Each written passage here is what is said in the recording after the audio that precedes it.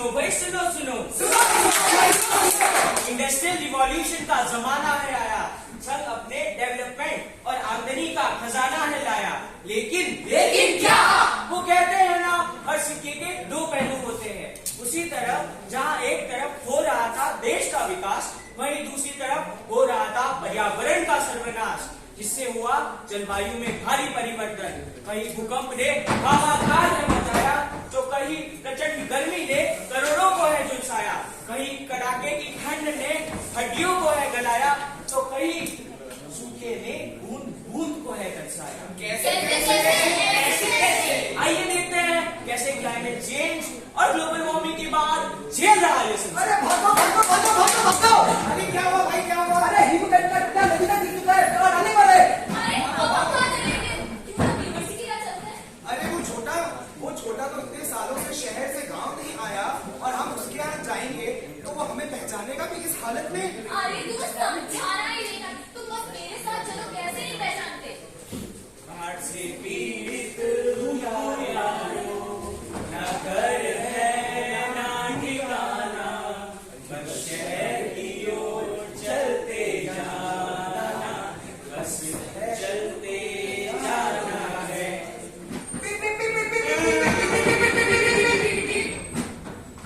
अरे भाई साहब, टाइम की वैल्यू नहीं है क्या? ये क्या हुआ इस शहर को?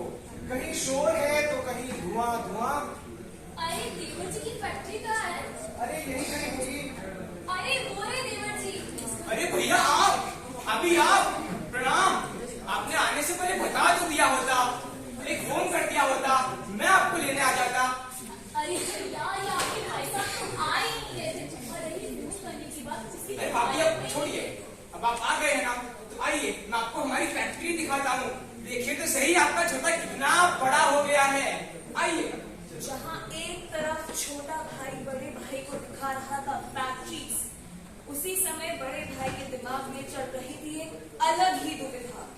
क्या थी वो दुविधा? आइए देखते हैं। अरे ये छोटा मुझे कहाँ लेकर आ गया है, मुझे तो कुछ समझ ही नहीं आ रहा। अरे ये छोटा मुझे मारना चाहता है, ताकि तू इस धुएं और गर्मी से मर जाए, और वो गाँव वाली खाने वाली बबूटी हड़पा ले।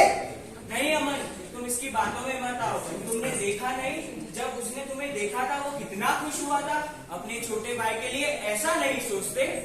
नहीं, चलिए भैया मैं आपको घर पे ले चलता हूँ। आइए। अरे आ रही उनको। अरे भैया भाभी आप चलिए। ओह तुम भी हो, चलो अंदर आओ। सब बेइज्जती है यार। अरे वाह छोटे, इतना बड़ा और इतना शानदार घर, और इतना ठंडा। बाहर तो ऐसे लग रहा था जैसे मानो भट्टी में चल रहे हो, और यहाँ ऐसा लग रहा है जैसे फ्रीज में बैठे हो। वाह जी भैया, हमने छतों पे रूफिंग टाइल्स लगवाई है, चारों ओर एलईडी लाइटें लगवाई है, और तो और आप लोगों के मनोरंजन के लिए 52 इंच का एलईडी टीवी भी लगवाया है। ओह, क्या बात है छोटे। लेकिन एक मिनट, ये क्या है? 1 2 3 तीन गाड़ियां। हाँ भाई साहब, 3 गाड़ियाँ। एक गाड़ी जिसमें अभी आप आए हैं, दूसरी गाड़ी जिसे मैं ऑफिस ले जाती हूँ, और तीसरी गाड़ी जिसे हम कॉर्पोरेट मीटिंग्स और पार्टीज के लिए यूज करते हैं। अच्छा सुनो, हम भैया भाभी को घर तो दिखाएं एक बार। चलिए आइए। अरे देखा देखा, कितना घमंड कर रहा है, कितना दिखावा कर रहा है। दिस इज नॉट दिखावा ब्रो, वो बस अपनी खुशियाँ अपने बड़े भाई के साथ बांट रहा है। अरे काहे की खुशियां? घमंड है घमंड। Hello hello. हाँ हाँ, नहीं मैं अभी आ रही हूँ। भैया भाभी मुझे ऑफिस जाना पड़ेगा, एक अर्जेंट काम आ गया है। आप आराम करिए, हम अभी आते हैं। चलो आराम से बैठते हैं। अरे क्या हुआ, कब से खाने जा रही हो, कब से देख रही हूँ, आपकी तबीयत कुछ ठीक नहीं कर रही। मैं यहाँ पे डॉक्टर साहब के पास चलते हैं। चलो चलो चलते हैं। अरे क्या हुआ भाई साहब, बड़े खांस रहे हो बड़े दिनों से। अरे डॉक्टर साहब देखिए ना, जब से शहर में कदम रखा तब से इनकी हालत ऐसी ही है। अरे जरा देखे तो, लंबी लंबी सांस लीजिए, लगता है इनको शहर की हवा रास नहीं आ रही है बहन जी। वो कैसे डॉक्टर साहब? अरे वो ऐसे जब लोग 3-3 कारें रखेंगे और फैक्ट्री में से धुआं निकलेगा, तो समस्या का सामना करना पड़ेगा ना भाई साहब। अरे डॉक्टर साहब, कौन कौन सी समस्या का सामना करना पड़ेगा? समस्या, बहुत सारी समस्याओं का सामना करना पड़ता है, जैसे कि मलेरिया की समस्या, सांस लेने की तकलीफ, और हार्ट रेट ऊपर नीचे होने पर हार्ट फेल की तकलीफ। तो डॉक्टर साहब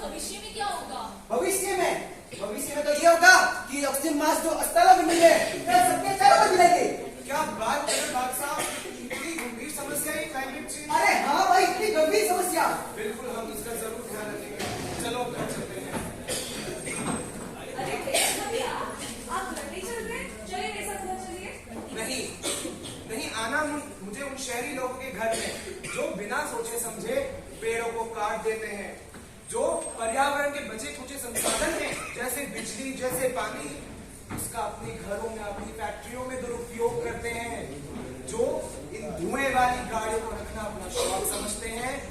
अरे भैया ऐसा कुछ नहीं है, आप क्या कह रहे हैं?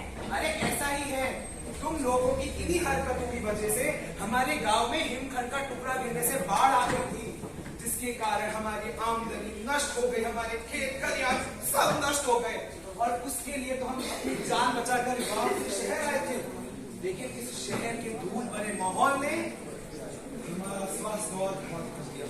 लेकिन भाई साहब, सब लोग एक जैसे नहीं होते हैं।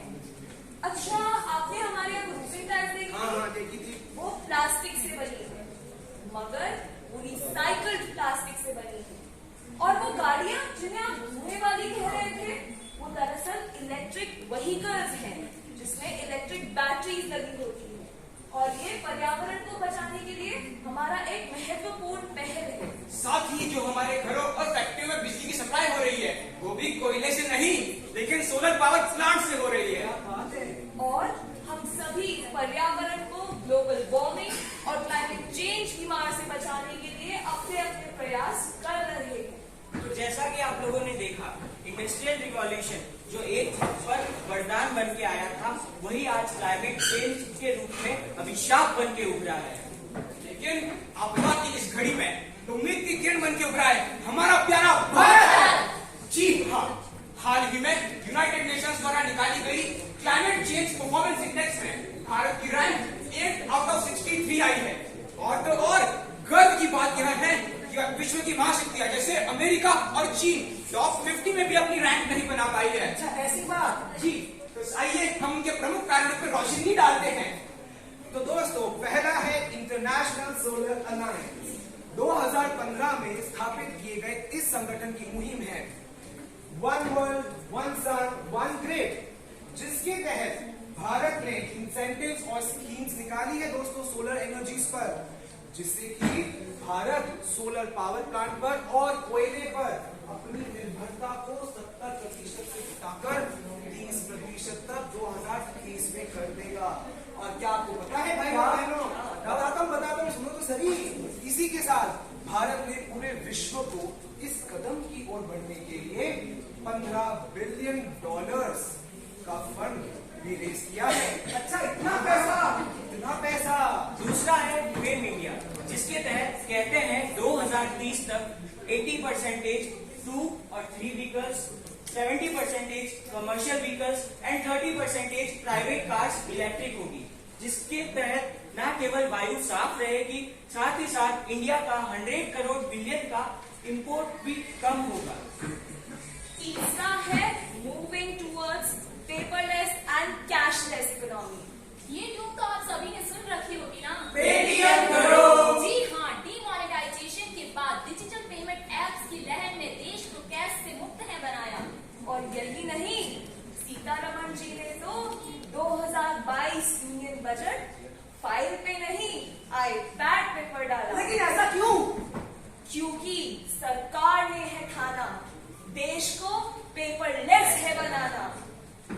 और इन्हीं सब मुहिमों के कारण ना ही पेड़ कम कटेंगे, बल्कि पेपर का वेस्ट भी बचेगा।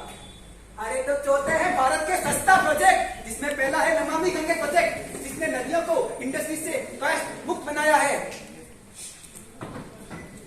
दूसरा है स्वच्छ भारत अभियान, जिसने घर घर कचरे वाली गाड़ी है पहुंचाई।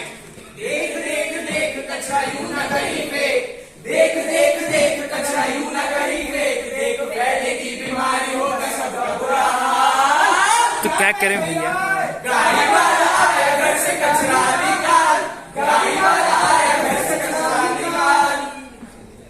इस छोटी सी जिंदगी में हम बड़े बड़े कार्बन फुटप्रिंट्स छोड़ जाते हैं हमारी इस पृथ्वी पर।